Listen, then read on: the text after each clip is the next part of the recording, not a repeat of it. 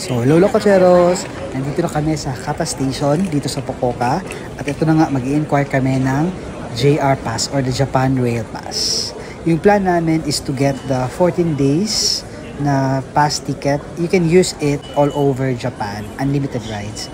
Pero we learned nga na hindi pala pwede bumili lang ng on the spot, kaya for reservation siya.